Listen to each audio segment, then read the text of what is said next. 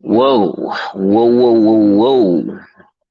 It's your boy, the insurance junkie, in the building. It keeps calling me, man. Um, I'm gonna let this start up a little bit, let it go for a few more, about a minute. Hopefully, some people roll in. This is gonna be a real short one. I actually got some appointments today. Um, that I need to go ahead and run, but I wanted to come on and let folks know, the insurance junkie is in the building, and I'm definitely it's calling me, and I realized something. As an insurance junkie, there's a reason they call me the insurance junkie because I'm strung out on this insurance stuff, right? And I realized why. Yo, it's consistent, so it's a lot of good money.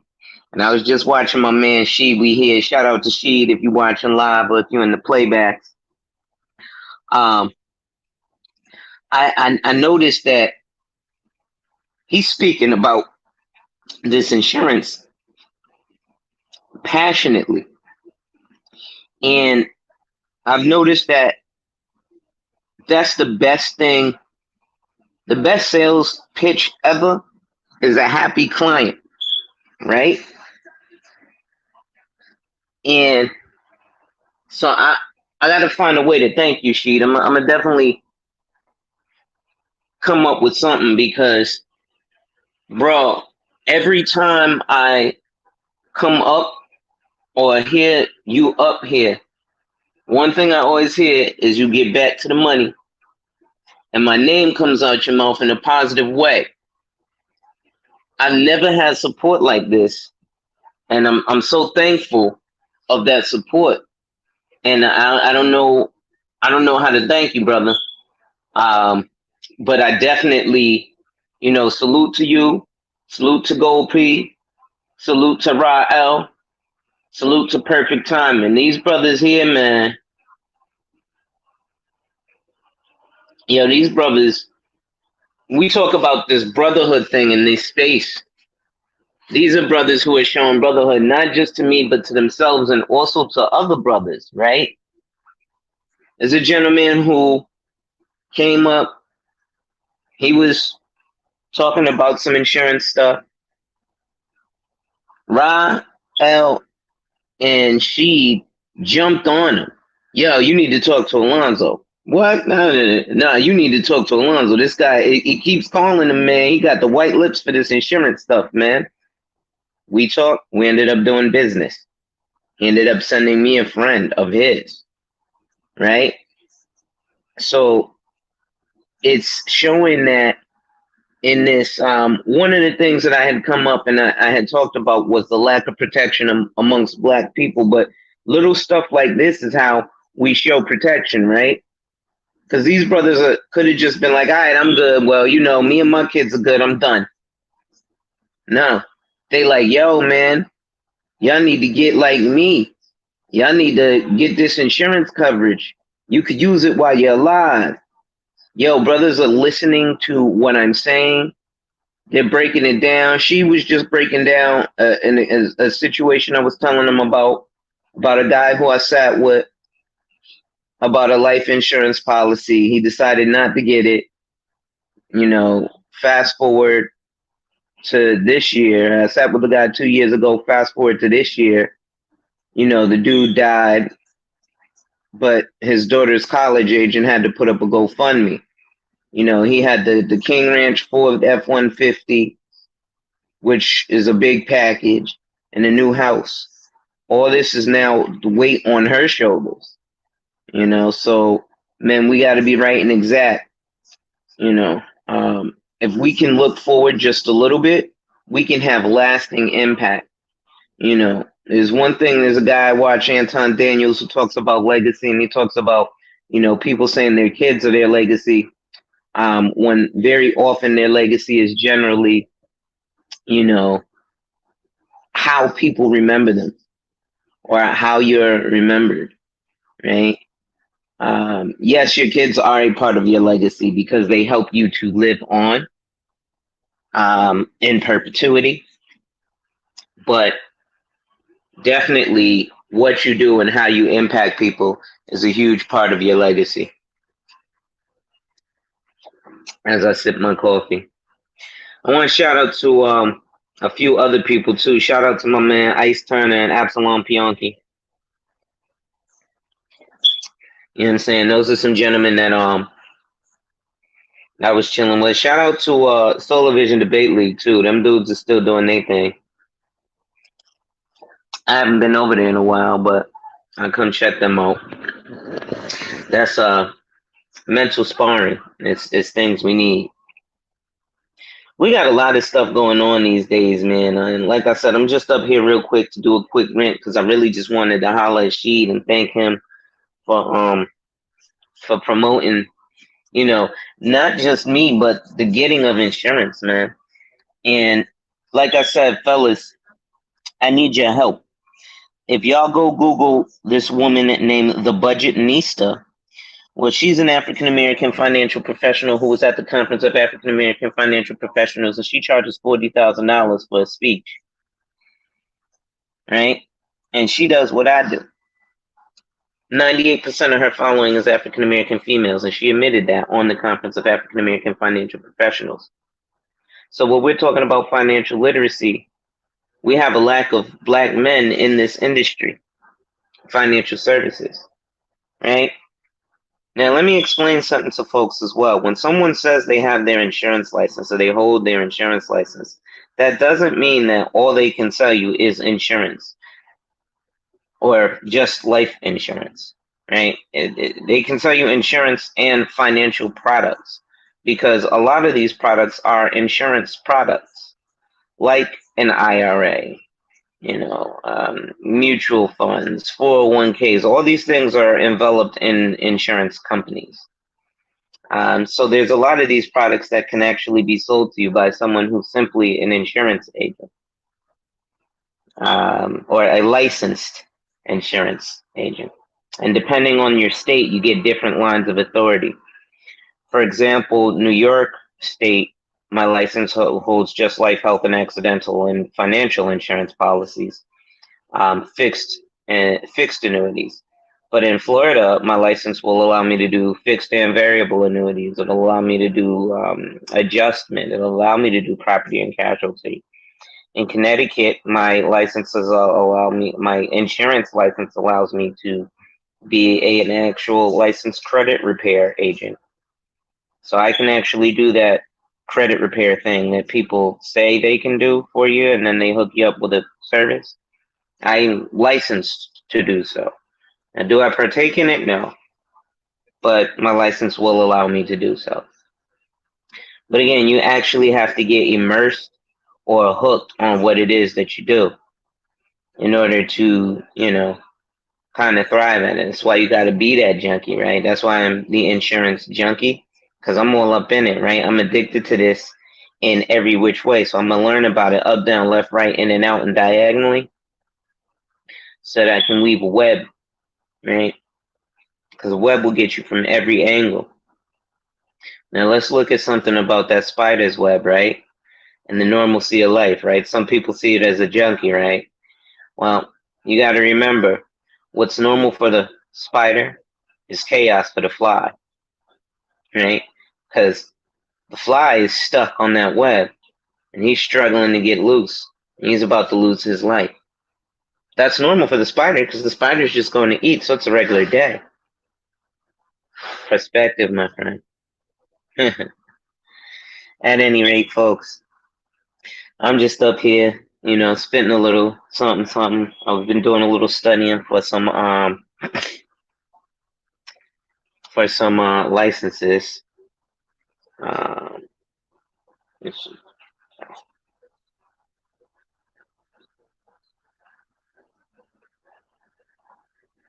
Okay, so I definitely want to make sure, to give my shout outs to all my folks. Shout out to Laser Panda too. Um, Laser Panda knows who they are. Check them out, yo. I checked out the IG, saw some ill stuff with some music, man. Um, Wowzers is all I'm gonna say to that. Wowzers. Uh, okay.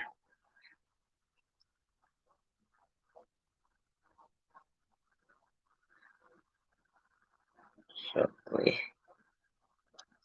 All right. So I definitely make sure though. Also, one thing with your insurance agents or your financial professionals, be sure to stay in communication with them, right? Don't worry too much about it being like hassling. Text them, give them a call every once in a while.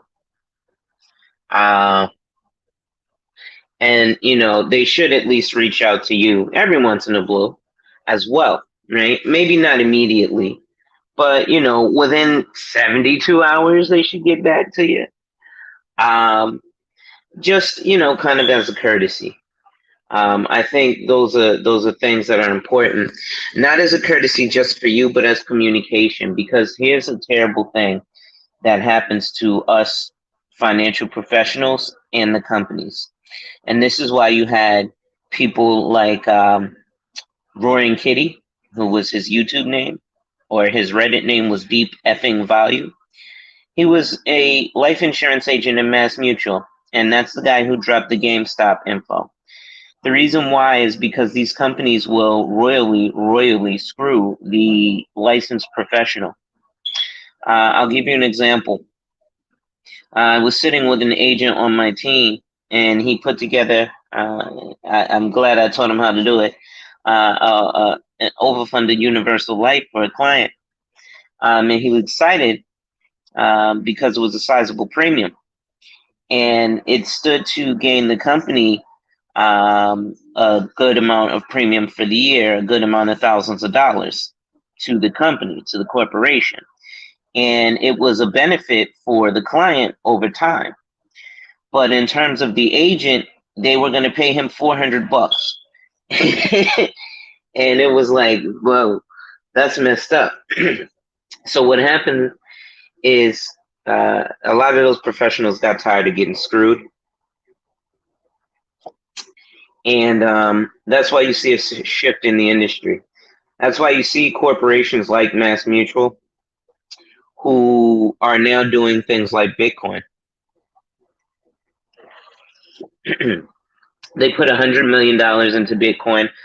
A lot of us licensed financial professionals were like, "Oh, we're bearish on Bitcoin." This, that, and the third. Salute, real deal. Yeah, this is me. This is my alter ego, the insurance junkie.